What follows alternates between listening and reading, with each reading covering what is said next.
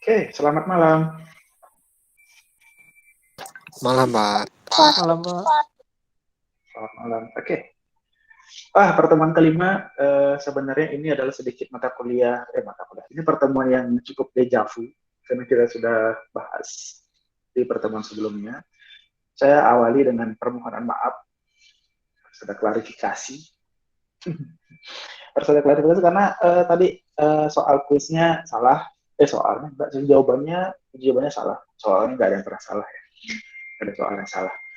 Kunci jawabannya salah karena saya itu justru kunci jawaban WP-nya yang masih nyangkut di situ. Harusnya itu benar. Jadi nanti semua orang saya kasih poin tambahan 20 poin ya, kecuali yang dapat 100. Oke, kemudian kita mulai saja untuk pertemuan kelima. Karena di sini kita akan membahas mengenai metode SOAP. Apakah slide saya sudah muncul? Sudah, Pak. Sudah, Pak. Oke, kita mulai pertemuan kelima dengan simple additive weight. So, atau yang kita biasa juga, yang jarang, yang bukan biasa, yang jarang. Orang bilang itu adalah WSM atau weighted sum model. Ini benar-benar saudara kembarnya dari WP. Atau WP saudara kembarnya SOAP. Nggak tahu yang mana duluan lahir. Oke, simple additive weight adalah metode penjualan terbobot. Bukan, salahkan saya kan. Oke, metode penjualan terbobot. Kemudian di sini adalah berkonsep mencari penyebaban terbobot dari rating kinerja pada setiap alternatif pada semua atribut. Merupakan cara yang paling mudah dan intuitif untuk menangani masalah MCDM. Kemudian metode SOAP membutuhkan proses normalisasi matriks keputusan X ke suatu skala yang dapat diperbandingkan dengan semua rating alternatif yang ada. Merupakan metode yang paling terkenal dan paling banyak digunakan dalam menghadapi situasi MADM. Oke. Jadi ini adalah metode yang hampir mirip sekali dengan WP yang kemarin kita sudah obrak-abrik gitu. Kemudian ini juga cukup menurut poin 3 ya, merupakan cara yang paling mudah dan intuitif ya, mirip dengan WP kemarin, mudah gitu. Kemudian yang poin 5 yang paling terkenal. Jadi ketika kalian kalau di Google nih, gitu, kalau kalian Google, saya nggak tahu ya di Google, coba ya, kalau misalkan saya ngambil Schooler gitu, sistem pendukung keputusan, kira-kira yang muncul apa ya? Buku. Asik, ini deh. Ini itu sistem pendukung keputusan. Oh kan, nomor 2 nih WP nih, SAW nih, AHP, komite, topsis, gitu kan. Nomor 1 SAW dong. Tahu dilihat nih, dirujuknya 346 kali. Jadi ini cukup terkenal sekali ya, metode ini. Sangat terkenal sekali. 346 yang setuju bahwa yang mensitasi balik metode SAW. Terkenal kan? Gitu. Kelebihannya, SAW memiliki kemampuan untuk melakukan penilaian secara lebih tepat karena didasarkan pada nilai kriteria dan bobot preferensi yang sudah ditetapkan. Dapat menyeleksi alternatif terbaik dari sejumlah alternatif yang ada karena proses perankingan setelah penentuan bobot untuk setiap atribut. Dapat menentukan nilai bobot untuk setiap atribut, kemudian lanjutkan dengan proses perankingan yang akan menyeleksi alternatif terbaik dari sejumlah alternatif. Gitu. Kekurangannya, perhitungan dilakukan dengan menggunakan bilangan Kripps maupun Fuji. Kemudian adanya perbedaan perhitungan normalisasi matriks sesuai dengan atribut atau ada nilai benefit dan cost-nya itu ada. Hampir mirip dengan yang kemarin ya dengan DWP ya. Oke, langkah-langkah SOAP. Oke, identifikasi masalah klasik bisa seperti itu. Menormalisasi nilai alternatif pada setiap atribut dengan cara menghitung nilai rating kinerja menggunakan formula ini. Jadi ini sama dengan WP yang kemarin ya. Gitu. Kemudian nanti kalau misalkan benefit atau keuntungan itu nilai yang akan dinormalisasi dibagi dengan maksimal dari kolomnya dari yang ingin dinormalisasi. Kalau kerugian atau cost itu min atau nilai terkecil dari kolom tersebut dibagi dengan nilai yang ingin dinormalisasi. Selanjutnya, menghitung nilai preferensi dengan rumus seperti ini, yaitu jumlah dari seluruh bobot dikalikan dengan normalisasi alternatif. Jadi kayak gitu. Selesai melakukan rankingnya. Gampang ya, mirip sama yang kemarin kok. Mirip. Sudut kasus Sol, seperti yang kemarin juga, pada bagian promosi di perusahaan yang ingin bergerak di bidang perjalanan wisata ingin melakukan pemilihan terhadap objek wisata di daerahnya dengan sebagai rekomendasi dari turis pemula dari mancanegara. Objek wisata ada 5 kandidat, kriterianya ada 4, yaitu kendala alam, biaya, keamanan, dan sarana prasarana. Sudut kasusnya seperti ini. Oke, kita lanjutin di Excel. Kita mulai dengan kopi ini. Oke, kita copy ini, kemudian workbooknya saya ulangin. Nah, kita punya data seperti ini. Kita lakukan, kita checklistnya dari sini. Identifikasi masalah, selesai. Oke, sekarang kita normalisasi. Normalisasi saya buat shadow di sini. Nah, normalisasi karena ini, ingat ya, ini ben, ini cost, ini benefit, ini benefit. Ketika kita benefit, kita akan membagi nilai dari max. Berarti kita akan cari max, kita cari min. Ini max-nya adalah dari kolom di atasnya. Ini min dari kolom di atasnya. Oke. Bisa ya, max sama min di Excel bisa ya. Gampang kok. Nah, cara pertama adalah untuk ini. Keuntungan atau benefit itu 1, 2, 3. Caranya adalah nilai dibagi dengan max-nya. Ini berarti nilai yang ini dibagi dengan max-nya. Oke, saya kunci di sini. Di drop ke bawah. Oke, saya juga lakukan itu. Kalau ini adalah benefit juga, berarti ini dibagi dengan max-nya. Validasi. Kunci. Kemudian ini juga sama, yaitu ini dibagi dengan max-nya, yaitu ini. Kunci. Tetap seperti itu. Oke, untuk kriteria benefit seperti itu, kemudian saya akan lanjutkan di kriteria cost, yaitu nilai min-nya yaitu yang ini, saya validasi. Dibagi dengan nilainya. Yang akan dinormalisasi, saya copy keluar. Jadi ini adalah normalisasinya. Oke. Apa bedanya sama kemarin? Sangat mirip sekali. Jadi kita sudah lakukan normalisasi. Oke. Kita lanjut ke sini. Menghitung nilai preferensi dengan cara seperti ini. Yang pertama kita lakukan adalah, ini saya copy dulu. Nah, kita akan lakukan perkalian pengobatan normalisasi, yaitu yang ini, bagian ini nih. Bagian yang ini dulu. WJ dikali dengan RIJ. WJ itu ini, bobot. Ya, dikalikan dengan ini. Bobotnya nanti saya kunci. Bobotnya 73. Ini saya kunci ke samping. Jadi kalau dia geser ke samping, dia nggak masalah. Tapi kalau digeser ke bawah, dia kunci. Jadi hasilnya kayak gini. Oke. 0,6 kali 10%. 0,06. 1 dikali 0, dari 1 dikali 10%, 0,1. Oke.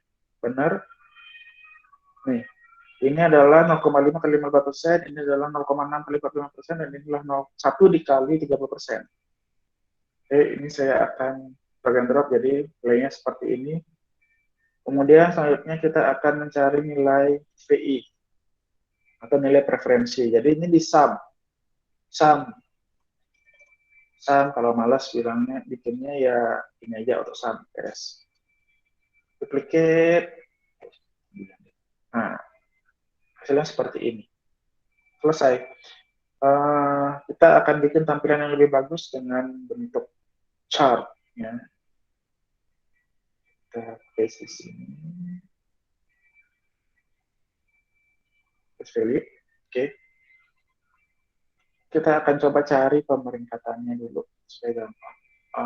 Filter, custom sort. Saya pakai ini angkanya, hilangin listnya.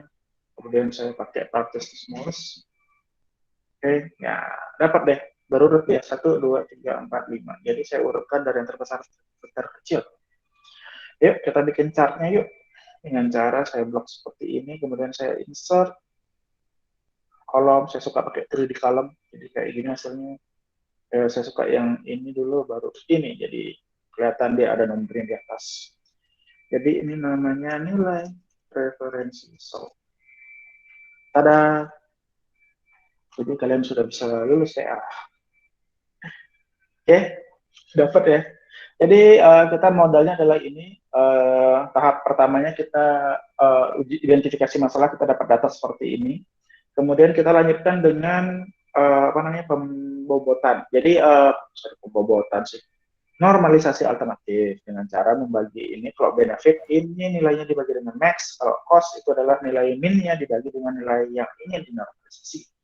Hasilnya seperti ini di tahap kedua. Tahap ketiga itu kita akan mengalihkan antara nilai ini dan ini. Jadi nilai uh, normalisasinya dikalikan dengan nilai bobotnya. Hasilnya seperti ini. Kemudian kita akan jumlahkan per barisnya sesuai dengan alternatifnya. Kita coba sum saja, beres. Kemudian kita urutkan pemeringkatan yang sudah selesai. Ini hasil grafiknya. Oke, gampang kan? Gampang kan DSS-nya? Gitu. Jadi DSS ini cukup gampang karena kita masih menggunakan kriteria yang sedikit dan juga apa namanya alternatif yang sedikit. Saya sudah lagi kurang deh. Untuk membuktikan kita bisa bolak-balik sih antara untuk ini. Ini kita punya Pak, tolong dong kita mau coba pakai WP Pak. Yang dilakukan adalah mengganti ini. Saya ganti deh ini. Jadi saya alternatif dipangkatkan dengan ini kan gitu ya. Nah kayak gitu. Ini saya validasi samping. Oke, bilang seperti ini samping dan ke bawah. Kemudian ini diganti dengan pengkalian. Ini dikali dengan ini, dikali dengan ini, dikali dengan sampingnya.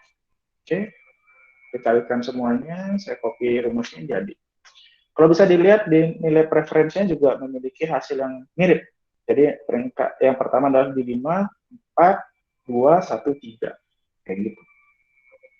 Oke, sudah jadi WP-nya. Sama persis di atas, sama persis, cuma di bagian tahap ketiganya saja yang berbeda. Tahap di sini. Pak, jadiin sawe lagi dong. Oke, ini yang harusnya pangkat saya jadiin kali. Oke, ini juga saya bawa ke samping untuk copy formula untuk seluruh alternatif dan kriterianya. Yang ini saya ganti dengan autosum atau dijumlahkan per barisnya.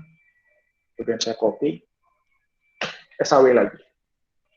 Oke, seperti itu saja untuk SAW. Cukup mudah untuk SAW. Jadi SAW dengan WP itu memiliki keterkaitan yang sangat erat. Yang membedakan cuma ketika di nilai preferensi di SAW itu adalah alternatif dipangkatkan dengan bobot, sedangkan kalau di di SAW, tadi WP, yang SAW itu adalah alternatifnya, normalisasi alternatif dikalikan dengan bobotnya.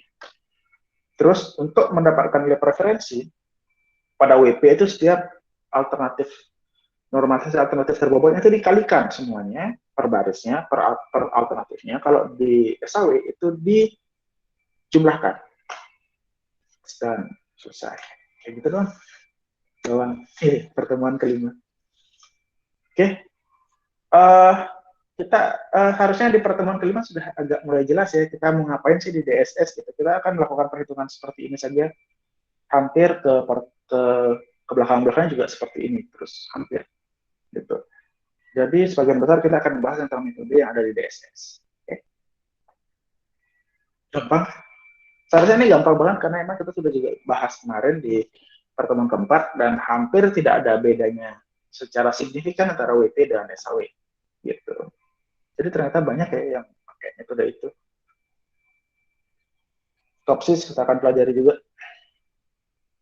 PSI nantilah nggak kita bahas data mining sistem HP.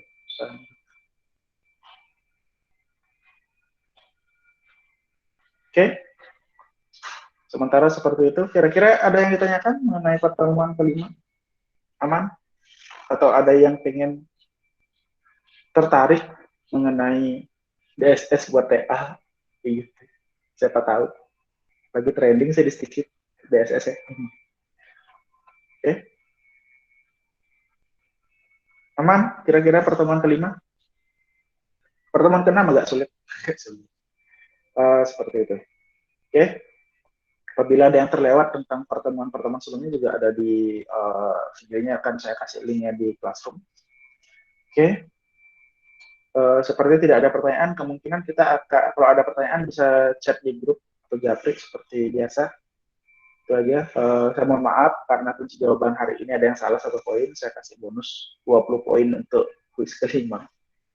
Oke, itu saja untuk pertemuan hari ini, nggak apa-apa ya, singkat pada jelas karena emang juga kita udah bahas kemarin di pertemuan 4 cukup banyak, kayak gitu. Terima kasih sudah meluangkan waktunya di hari Rabu ini. Kita akan ketemu minggu depan lagi untuk pertemuan ke-6 mengenai AHP. Oke, kita akan mengenai AHP. Cukup ribet, jadi kita akan luangkan waktu cukup banyak untuk minggu depan.